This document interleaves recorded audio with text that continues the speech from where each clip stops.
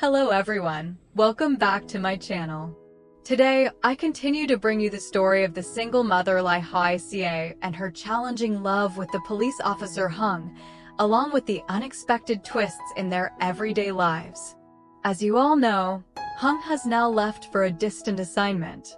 He had to leave his hometown, temporarily parting from Hoai Ca and little Tony to continue pursuing his career path. That decision left both of them deeply torn, but they had no other choice. On Hoai Ca's side, after the accident in the forest while gathering herbs with Mother Ha, she went through a very difficult time.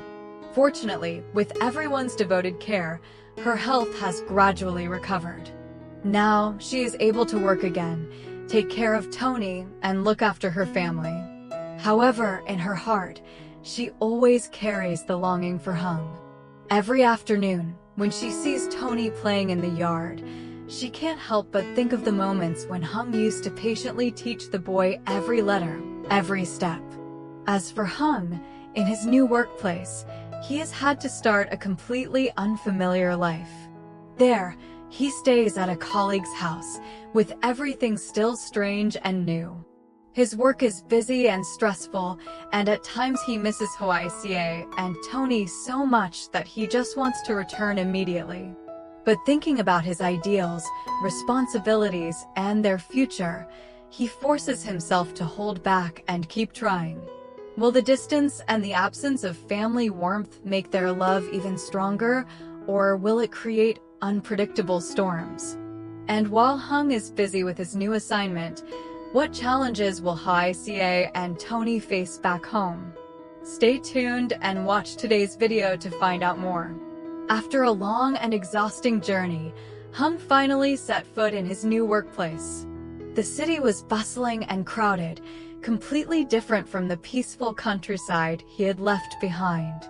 As soon as he arrived, a friendly colleague warmly welcomed him and arranged for him to share a rented room.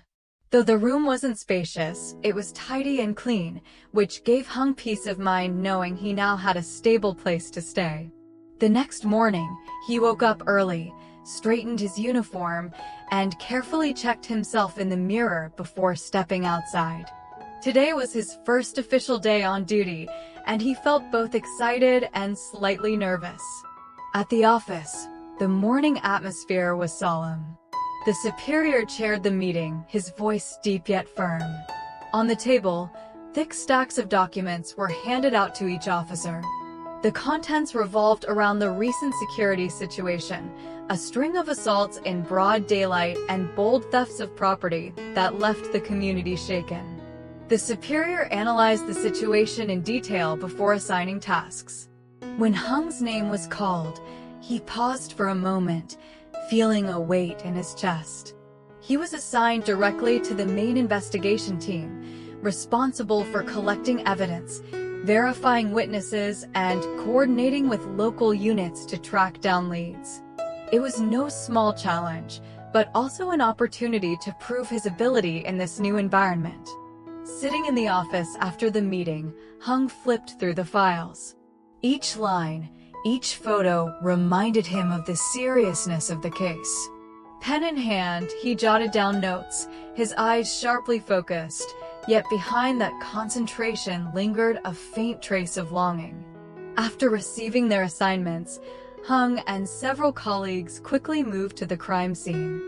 The incident had occurred in a narrow alley, densely populated yet secluded, with few passers-by. By the time the team arrived, a large crowd had already gathered, chattering noisily. Some pointed toward the burglarized house, while others whispered about what they had heard during the night.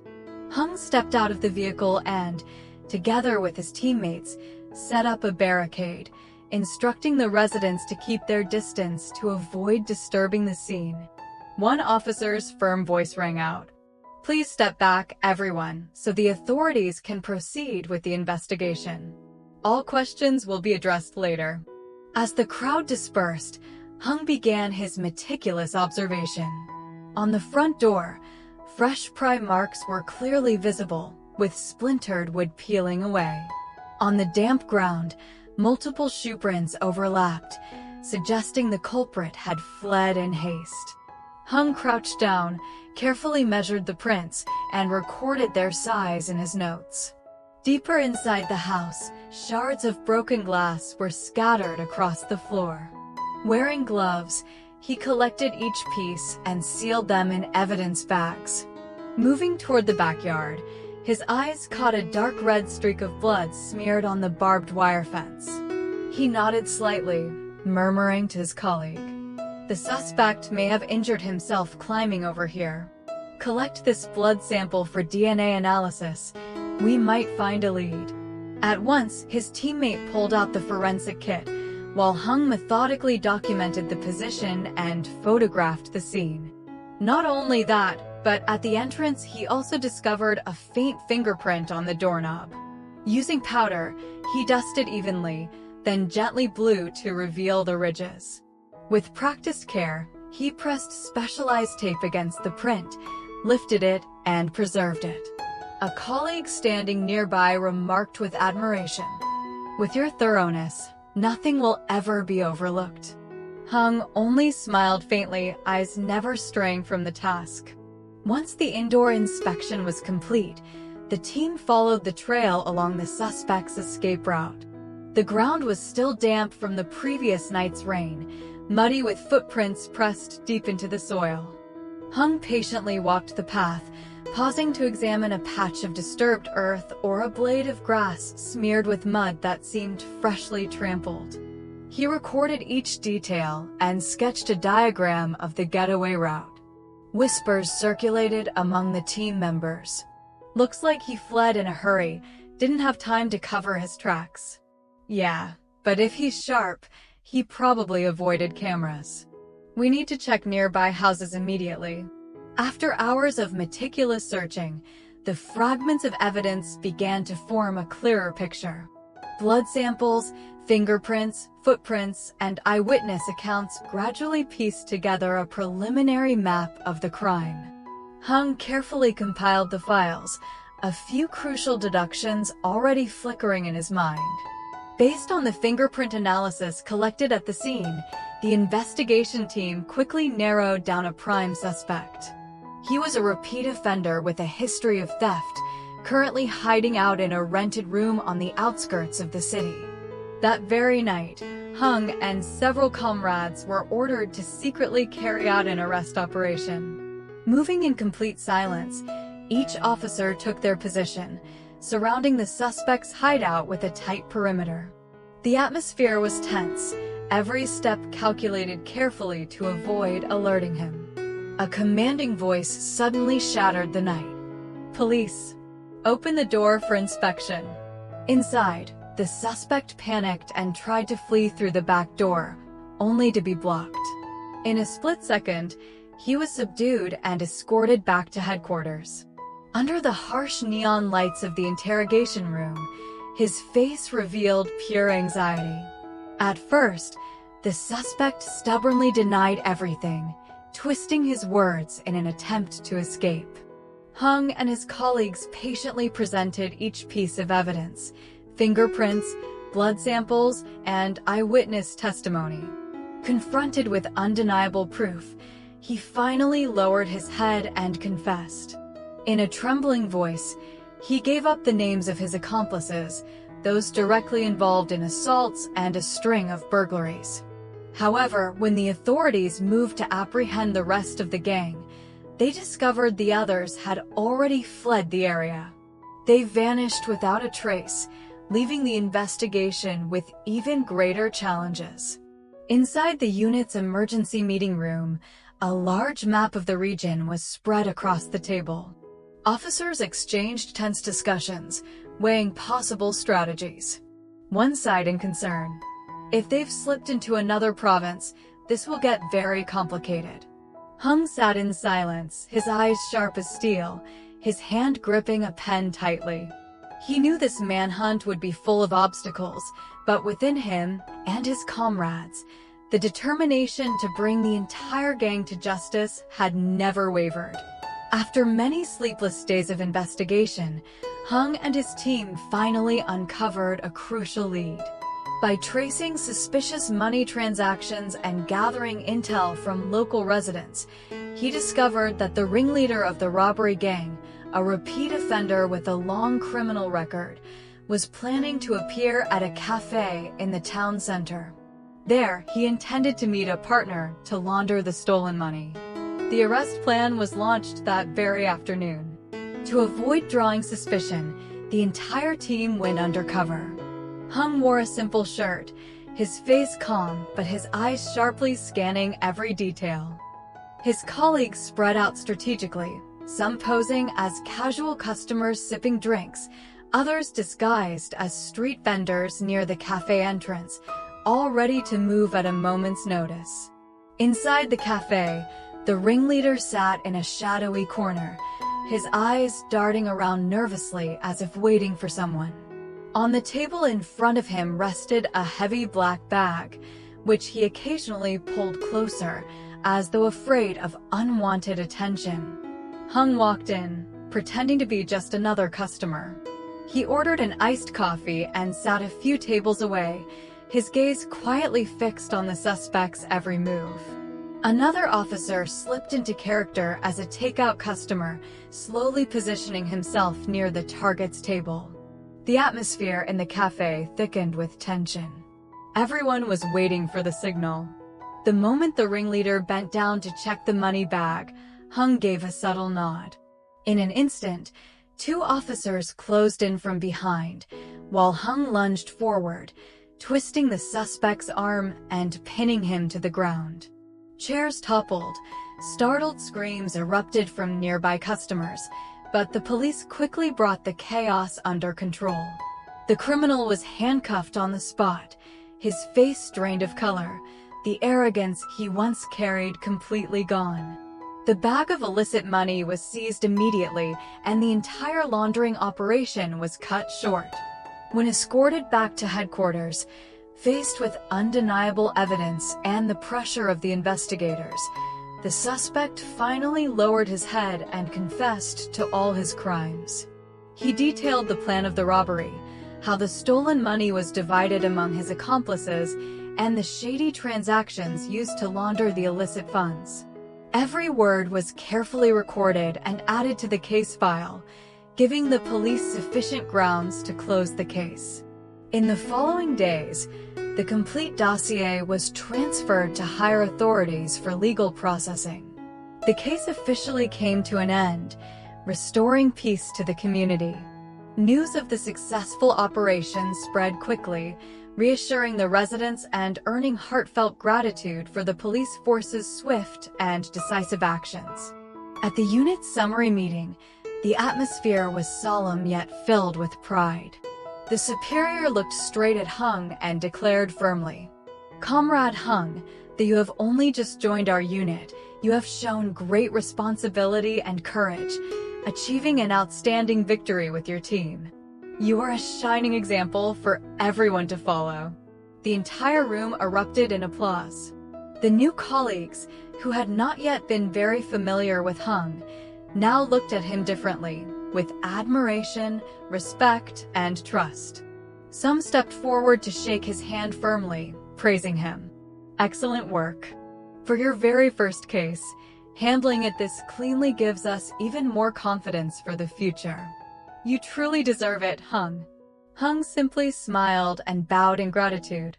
Inside, pride and relief welled up in his heart.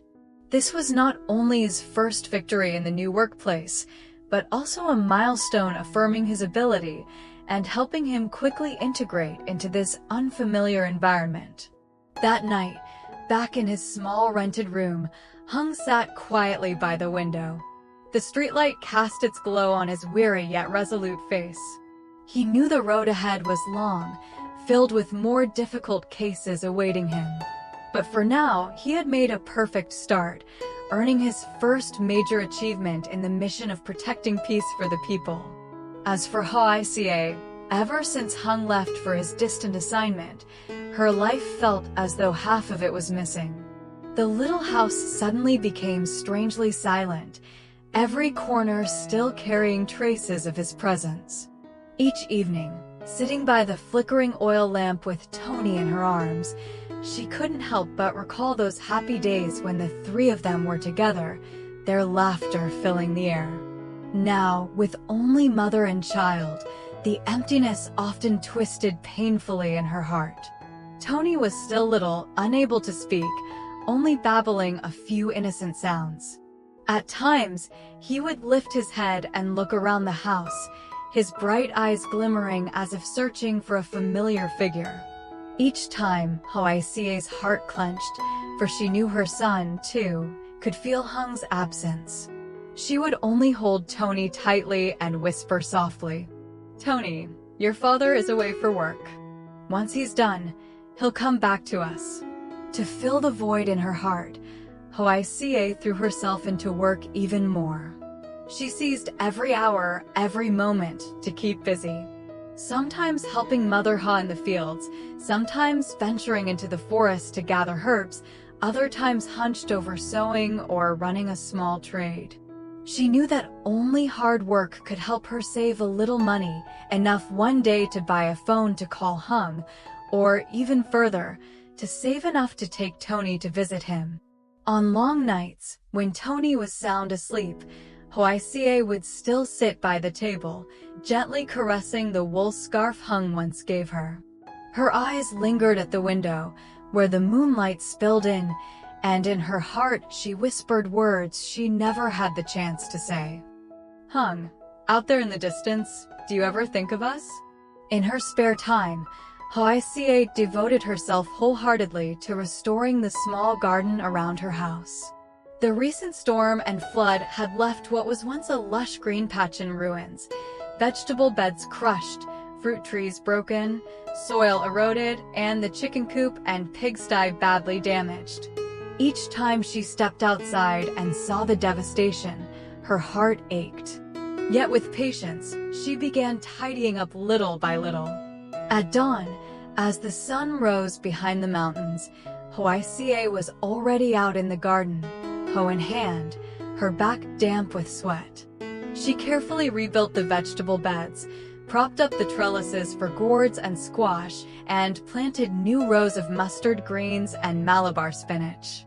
Her calloused but skillful hands worked with hope in every stroke, in every handful of soil.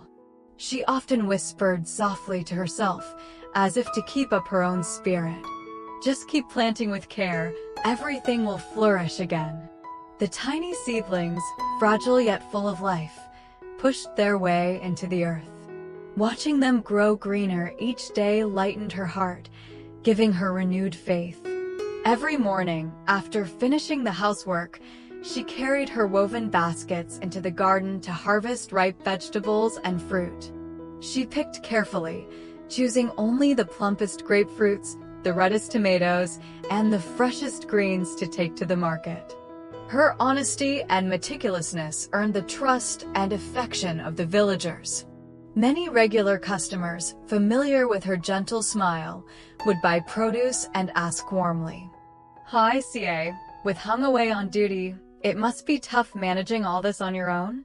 She would only smile softly, steering the conversation away. "I'm used to it now. As long as I can bring fresh, clean produce to everyone, I'm happy." The profit was modest, just enough to provide simple meals for the family, but each small note in her hand felt warm. Every coin was her sweat and labor, steps forward toward one day buying a phone to call Hung, or saving enough to take Tony to visit him. By evening, as the sun sank behind the hills and smoke rose from the village rooftops, Hoai Ca bustled about with dinner before spending time with Tony. The boy was still small, unable to speak, only babbling a few innocent sounds. His tiny hands reached for his mother, his round black eyes shining brightly. With just a simple toy, a little ball, a leaf, or a grapefruit carved into a funny shape, Tony would burst into laughter, his little legs kicking in delight. Watching her son's innocence, Hoai Ca felt her heart ease, all the day's fatigue melting away. But when night fell and the chirping of crickets echoed from the garden, her longing for Hung surged stronger than ever. The little house fell silent, broken only by Tony's steady breathing in his sleep. Hoai Ca sat at the table, her fingers brushing against the wool scarf Hung once left behind, her gaze drifting out the window. The pale moonlight bathed the yard in a cold silver glow. In her heart, she whispered, "Hung, I wonder if, wherever you are now, you think of us the way we're thinking of you." Day by day, Hoai Ca remained patient, shouldering the family's burdens while holding on to the hope of his return. Each morning, she marked another day off on the wall calendar, as if counting every step closer to the long-awaited reunion. As for Hung, after finishing a long and busy day at work, he returned to his small rented room, his heart weighed down with longing.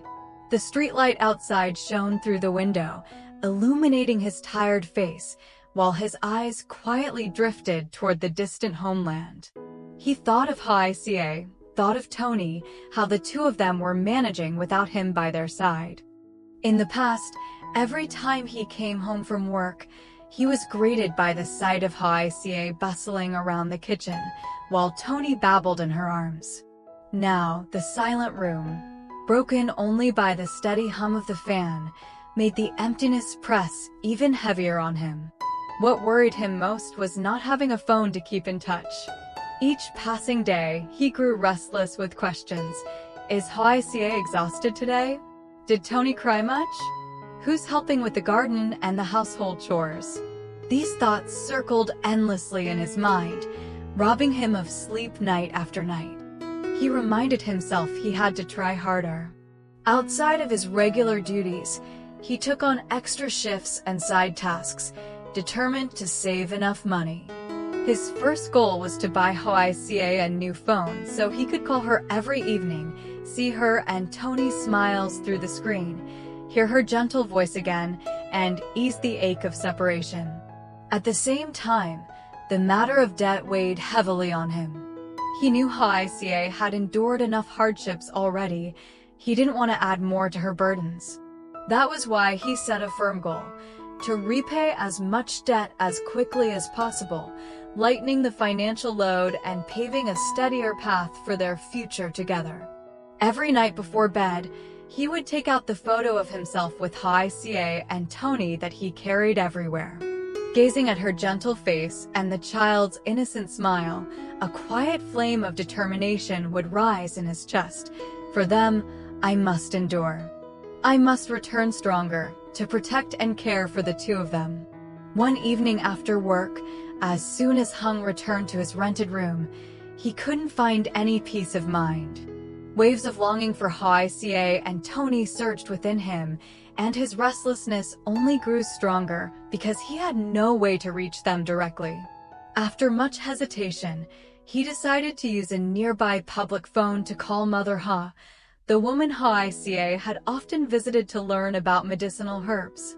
As soon as the line connected and her warm, familiar voice came through, Hung hurriedly asked, "Auntie, how are Hoai Ca and little Tony these days? Being so far away, I worry all the time, not knowing how things are at home." Mother Ha sighed softly before replying, Just recently Hoai Ca went into the forest to gather herbs, but unfortunately she fell and got a bit injured. At the time, both Ha and I were very worried, but luckily the wound wasn't serious. Now it has healed completely, and she's back to work as usual, so don't worry too much. Hearing this, Hung's heart tightened painfully. The image of Hoai Ca alone in the forest flashed in his mind, making him want to abandon everything and rush back that very night to hold her and Tony. Yet tomorrow he had to report for new duties at the office, and his job would not allow him to leave. The conflict inside weighed heavily on him. Sensing his turmoil, Mother Ha gently reassured him. "Don't worry, child. Ha and I are always here to look after her and the baby. Hoai Ca is healthy again now, working diligently as before. I treat her and Tony like my own grandchildren, so I always keep an eye on them. Tomorrow I'll drop by to check on them, and I'll call you back." If you're free, I'll let Hoai Ca speak with you so you two can talk. Those words eased some of the burden in Hung's heart. His voice grew thick with emotion as he said, "Thank you so much, Andy. Please watch over Hoai Ca for me. I worry for her health, especially since she's been hurt more than once. I entrust both her and Tony to you. From afar, all I can do is work hard so I can take better care of them in the future." Through the receiver, Mother Hu's gentle smile could be felt in her words.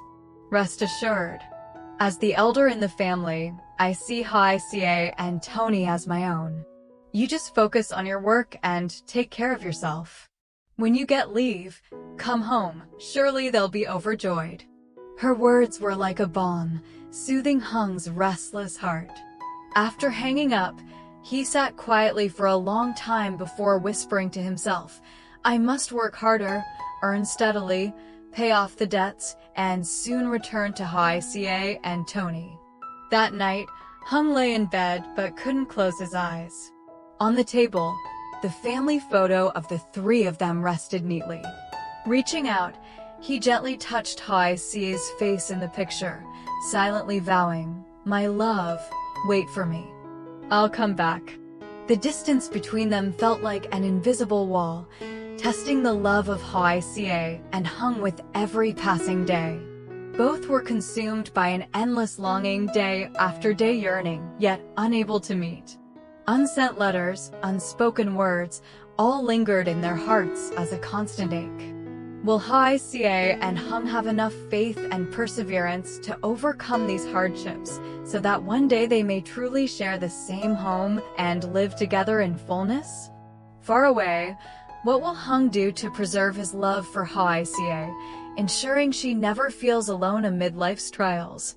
And in their hometown, how will Hoai Ca, with the resilience of a steadfast woman, nurture this love so that their bond never fades? All of these questions remain unanswered. Stay tuned for the next episode to see how their story unfolds. Xin chào tất cả mọi người đã quay trở lại với kênh của mình. Hôm nay thì mình tiếp tục đưa mọi người đến với câu chuyện tình yêu của mẹ đơn thân Ly Hoai Ca và cảnh sát Hùng. Như mọi người cũng biết thì ở trong tập trước, mẹ đơn thân Ly Hoai Ca và cảnh sát Hùng thì tạm thời đang phải xa nhau do Hùng chuyển công tác đi một nơi khác với mọi người. Còn Hoài Ca thì hiện tại cô vẫn đang ở nhà.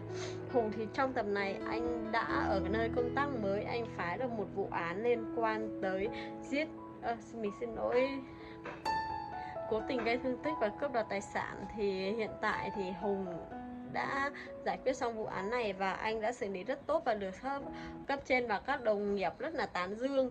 Tuy nhiên thì sau cái niềm vui mà đã trừ hại cho dân đấy thì anh vẫn rất lo lắng cho người thương của mình, đó là Hoài Ca và Tony. Và đặc biệt khi anh gọi cho mẹ Hà và biết được về thông tin của Hoài Ca.